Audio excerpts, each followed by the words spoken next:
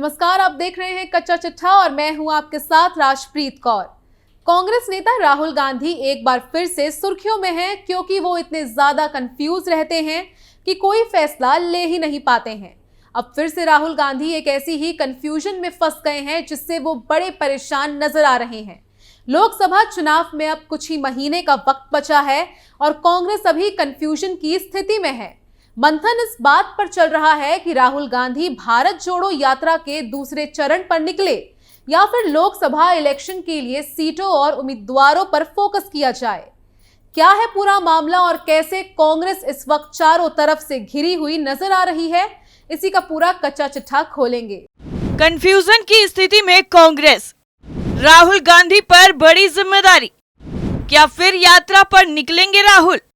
क्या सीटों पर बन पाएगी विपक्ष में बात? लोकसभा चुनाव के लिए काफी कम वक्त बचा हुआ है। ऐसे में कांग्रेस के सामने कई चुनौतियां हैं जिससे कांग्रेस के लिए पार पाना काफी मुश्किल लग रहा है। दरअसल कांग्रेस कार्य समिति की मीटिंग में इस पर चर्चा हुई कि राहुल गांधी दोबारा से भारत जोड़ो यात्रा पर निकले या फिर सीटों के लिए उन पर फोकस करें। दरअसल इस दौरान कांग्रेस अध्यक्ष मल्लिकार्जुन खड़गे ने कहा कि राहुल गांधी को भारत जोड़ो यात्रा के दूसरे चरण पर निकल जाना चाहिए।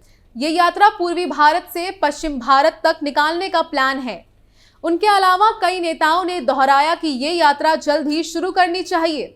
हालांकि इसी मीटिंग में 3 नेता ऐसे थे जिन्होंने यात्रा के बजाय इलेक्शन के लिए उम्मीदवारों के चयन और सीटों के बंटवारे पर ध्यान देने की बात कही।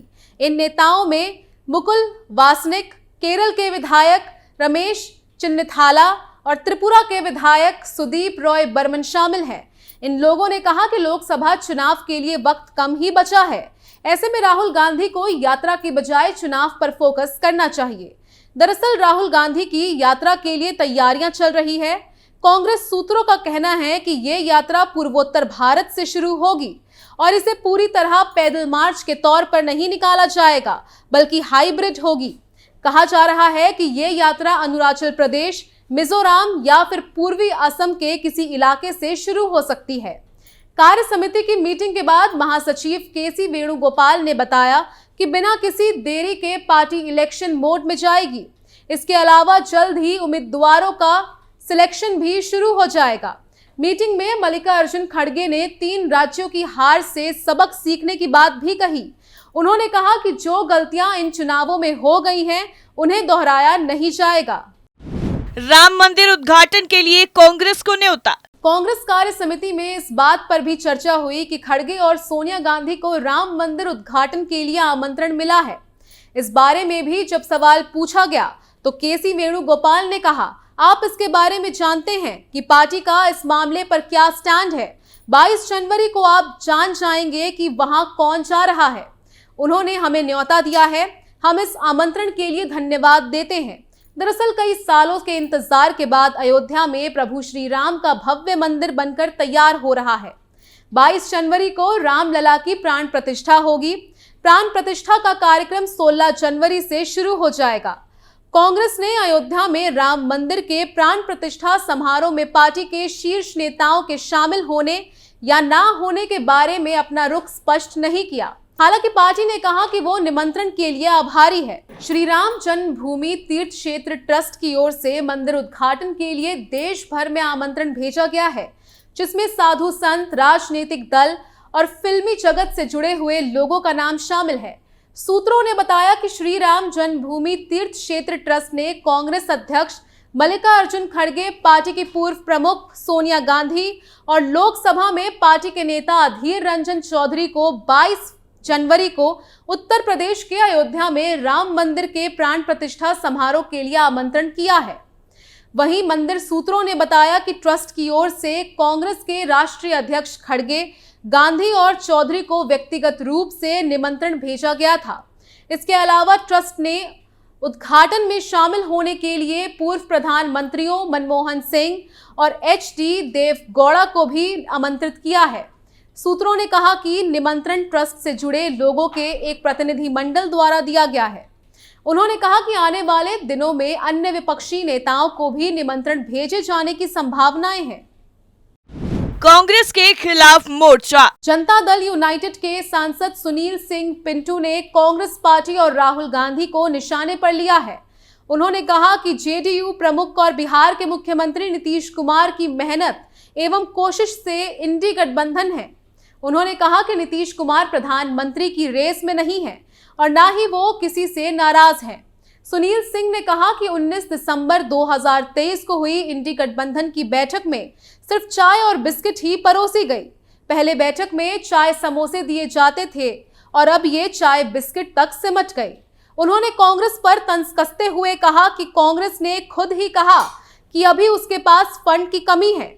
जदयू सांसद ने कहा कि चंदे का पैसा अभी कांग्रेस पार्टी के पास नहीं आया है। कांग्रेस के अड़ियल रवैये की वजह से बैठक फ्लॉप। मीडिया से बातचीत में सुनील सिंह ने कहा कि हमने जदयू इस गठबंधन के सभी दलों को एक प्लेटफॉर्म पर ला दिया। ये सारा प्रयास नीतीश कुमार का है। नीतीश कुमार ने कहा था कि बैठक 19 दिसंबर को होने वाली थी। उस दिन नेता का चुनाव या फिर कम से कम सीट शेयरिंग तो होगी। दोनों पर कुछ नहीं हो पाया। उन्होंने आगे कहा, मामला टाई टाई फिस होकर रह गया। इसके कारण हमारे नेता प्रेस कॉन्फ्रेंस में भी नहीं गए कि भाई जब कुछ हुआ ही नहीं तो प्रेस को और जनता को क्या बोला जाए। कांग्रेस के अड़ियल रवैये के कारण ये बैठक पूरी तरह टाई टाई फिस होकर रह गई। ये पूछने पर कि क्या नीतीश कुमार को तवज्जो कम दी जा रही है, इस पर जदयू सांसद ने कहा कि देखिए, नेता को तवज्जो दे या ना दे, उन्हीं की बदौलत तो सारे लोग एक जगह जमा हुए हैं। जिस दिन कांग्रेस हमारे नेता को तवज्जो देना छोड़ देगी, पता चलेगा कि पूरे इंडी गठबंधन के घटक दल अपने आप बिखर जाएंगे। एक रिपोर्ट के मुताबिक सुनील कुमार पिंटू ने कहा कि गठबंधन को लेकर कांग्रेस का अड़ियल रवैया है। कांग्रेस सीरियस नहीं है। ना कांग्रेस के राष्ट्रीय अध्यक्ष मल्लिकार्जुन खड़गे और ना उनके पीएम वेटिंग राहुल गांधी इसको लेकर सीरियस हैं। चाय बिस्कुट तक सिमटी बैठक। मीडिया से बातचीत में उन्होंने कहा कि 19 दिसंबर की जो बैठक थी, सारे विपक्ष के नेता आए थे, मुख्यमंत्री गण आए थे। ये उम्मीद थी कि सीटों का बंटवारा हो जाएगा, परंतु उस पर कोई चर्चा नहीं हो पाई। कल की बैठक रह गई चाय बिस्कुट तक सिमट कर। चूंकि कांग्रेस के पास फंड की कमी है और डोनेशन अभी आने में देरी है, इसलिए बिना किसी सीरियस मुद्दे पर चर्चा के बैठक चाय बिस्किट तक सिमट कर रह गई। बता दें कि इंडी गठबंधन ने दिल्ली में 19 दिसंबर को चौथी बैठक की थी। इस बैठक में ना तो सीट शेयरिंग पर बात हो पाई और ना ही नेता का नाम तय हो पाया।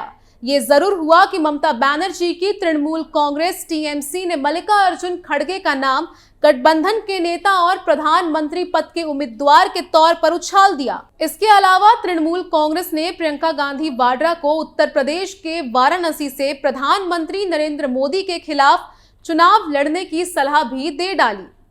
इस पूरी बैठक में सभी नेता एक दूसरे दल और नेता का पत्ता काटने में लगे रहे। बैठक में किसी भी महत्वपूर्ण मुद्दे पर चर्चा नहीं हो पाई। राहुल गांधी पर एक्शन की तैयारी। एक तरफ विपक्षी गठबंधन मुसीबत में फंस रहा है तो वहीं दूसरी तरफ राहुल गांधी की मुश्किलें बढ़ सकती हैं। उन्होंने 22 नवंबर 2023 को राजस्थान के भरतपुर जिले में आने वाले नदबई में प्रधानमंत्री नरेंद्र मोदी, गृह मंत्री अमित शाह और बिजनेसमैन गौतम अडानी को लेकर टिप्पणी की थी। अब इस मामले में दिल्ली हाई कोर्ट ने कार्रवाई के निर्देश दिए हैं। हाई कोर्ट ने चुनाव आयोग से कहा है कि वो 8 सप्ताह में इस संबंध में कार्रवाई को लेकर फैसला करे। हाई कोर्ट ने राहुल गांधी की टिप्पणी को बेहद गलत बताया, जिसमें उन्होंने पीएम मोदी, गृह मंत्री अमित शाह और गौतम अडानी को जेब कतरा कहा था। दिल्ली हाई कोर्ट में कार्यवाहक मुख्य न्यायाधीश जस्टिस मनमोहन और जस्टिस मिनी पुष्करना की 2 सदस्यीय बेंच ने इस मामले की सुनवाई की।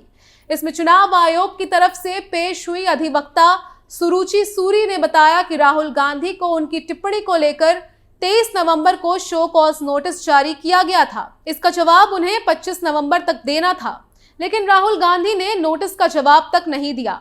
इसके बाद कोर्ट ने कहा कि वो चुनाव आयोग को इस मामले में कार्रवाई से संबंधित फैसला लेने के लिए 8 सप्ताह का समय देते हैं। अब देखना होगा कि एक्शन की तलवार सिर पर लेकर कैसे राहुल गांधी अपनी यात्रा शुरू कर पाते हैं, या फिर वो सीट शेयरिंग पर विचार विमर्श करेंगे। कच्चा चिट्ठा में फिलहाल के लिए बस इतना ही। बाकी खबरों के लिए देखते रहिए कैपिटल टीवी। नमस्कार।